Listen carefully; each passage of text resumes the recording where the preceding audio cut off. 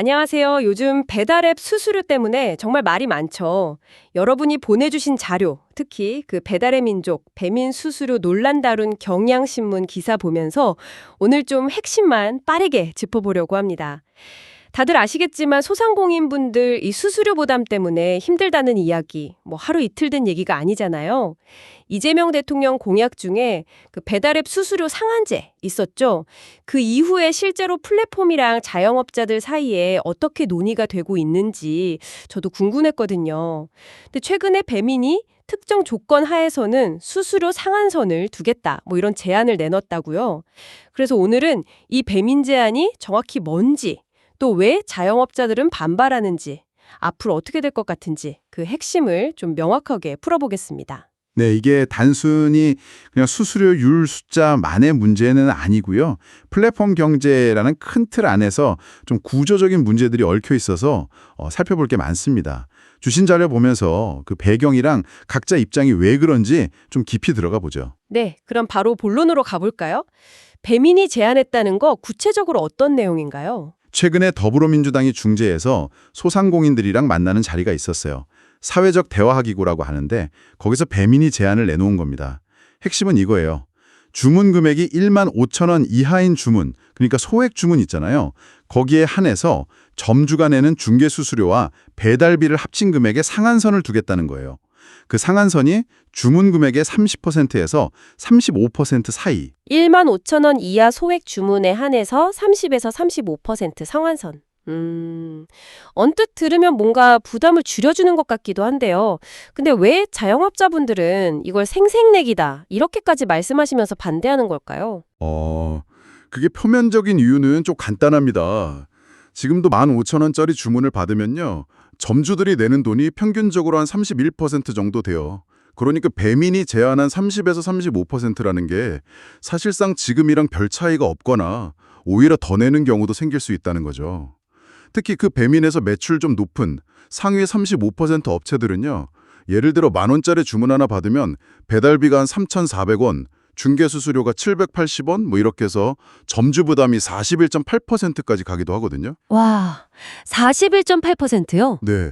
물론 배민은 그 3,400원은 라이더 인건비, 그러니까 운임이라고 설명을 합니다만 아, 그러니까 자영업자 입장에서는 소액 주문 상한선이라는 게 실제로는 별로 도움이 안 된다, 뭐 이런 거군요. 게다가 자영업자분들이 지적하는 문제가 이게 끝이 아니라고 들었는데요. 맞습니다. 자영업자 단체들은 계산 방식 자체에도 문제를 제기해요. 그러니까 지금 말한 중개수수료랑 배달비 외에 카드 수수료 같은 결제 수수료 있잖아요. 그리고 중개수수료랑 배달비에 붙는 부가가치세, VAT까지. 이것까지 다 포함해서 계산해야 진짜 총 부담률이라는 거죠.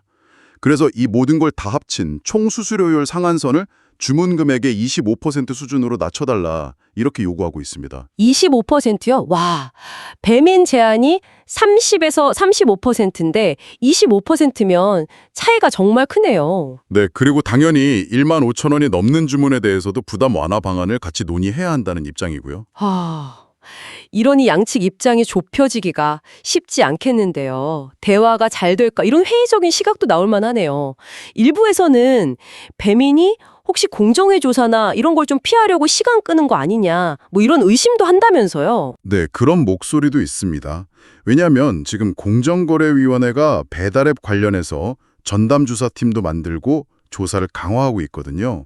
또 동의의결이라는 절차 가능성도 열어두고 있는데 이게 기업이 스스로 시정안을 내고 공정위가 오케이 하면 조사가 끝나는 제도예요.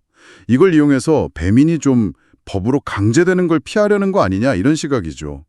뭐 이재명 대통령 공약이나 최근 우원식 국회의장이 자영업자 농성장 방문한 것 같은 정치권 압박도 당연히 배민 제안의 배경 중 하나로 볼 수 있고요. 아, 정치권 움직임도 무시 못할 변수군요. 그럼 민주당은 어떻게 보고 있나요? 계속 중재는 하는 건가요? 일단 민주당은 사회적 대화 결과를 좀 지켜보자는 입장인 것 같아요. 하지만 이게 계속 지지부진하면 직접 법을 만들어서 규제할 가능성도 열어두고 있습니다. 소위 투트랙 접근이죠. 그리고 이 배민과의 논의 결과가 앞으로 쿠팡에치나 다른 플랫폼과의 관계 설정에도 분명 영향을 줄 겁니다. 네, 이렇게 수수료율 가지고 줄다리기를 하고 있는데 여러분이 주신 자료 마지막 부분에 좀 흥미로운 내용이 있었어요. 현재 이런 식의 수수료 조정만으로는 근본적인 해결이 어렵고 완전히 새로운 배달 시스템이 유일한 대안이다 이런 주장이 담겨 있더라고요. 네, 그 주장은 지금 배달 시스템이 가진 문제들, 예를 들어 너무 높은 수수료, 사고 위험, 또 라이더들의 불안정한 고용 문제 같은 것들을 지적하고 있어요. 그러면서 저비용, 친환경, 안전, 그리고 포용을 가치로 하는 어떤 대안적인 시스템을 만들어야 한다고 주장하는 거죠. 지금처럼 수수료율을 조금 조정하는 걸로는 이 문제들 해결 못한다. 이런 상당히 비판적인 시각입니다. 물론 이건 자료에 담긴 주장일 뿐이고요. 저희가 특정 시스템을 지지하거나 평가하는 건 아닙니다. 네, 그 점은 분명히 해야겠네요. 결국 이게 단순히 몇 퍼센트가 적당하냐, 이걸 넘어서는 문제라는 거군요. 그렇습니다. 플랫폼 기업이 어디까지 책임을 져야 하는지, 자영업자랑 어떻게 상생할 건지, 또 정부는 어떤 역할을 해야 하는지 아주 복잡한 문제들이 얽혀 있는 거죠. 그래서 이번 사회적 대화나 정치권의 움직임이 단순히 수수료율 조정에서 끝날지 아니면 플랫폼 경제의 어떤 구조적인 문제에 대한 더 깊은 논의로 이어질지 이걸 좀 주목해서 봐야 합니다. 자, 정리를 좀 해볼까요? 배민은 1만 5천 원 이하 소액 주문에 한해서 30에서 35% 수수료 상한선을 제한했지만 자영업자들은 실효성이 부족하다. 그리고 모든 주문에 대해 부가세나 결제 수수료 같은 숨은 비용까지 다 포함해서 총 25% 상한선을 해달라. 이렇게 맞서고 있는 상황입니다. 여러분이 배달 음식 시키실 때 내는 비용, 그리고 우리 동네 식당 사장님들의 실제 부담과 바로 연결되는 문제니까요. 앞으로 어떻게 흘러갈지 계속 관심을 가져볼 필요가 있겠습니다. 마지막으로 이런 질문을 한번 던져보고 싶네요. 현재 우리가 이용하는 이런 배달 플랫폼 모델 안에서요. 단순히 수수료율만 조정하는 걸로 과연 플랫폼, 점주, 라이더, 그리고 소비자까지 모두가 만족하고 지속 가능한 생태계를 만들 수 있을까요? 어쩌면 자료 마지막에 나왔던 주장처럼 이 문제의 진짜 해결을 위해서는 지금과는 좀 다른 근본적인 시스템 변화에 대한 고민이 정말 필요한 시점은 아닐지 한번 생각해 볼 문제입니다.